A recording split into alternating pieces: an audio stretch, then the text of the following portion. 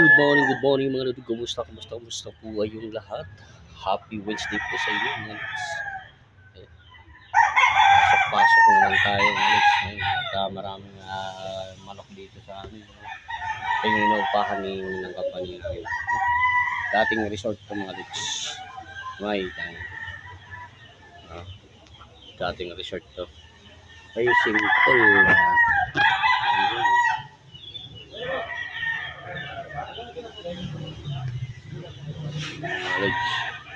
Kapag dahil manok yan.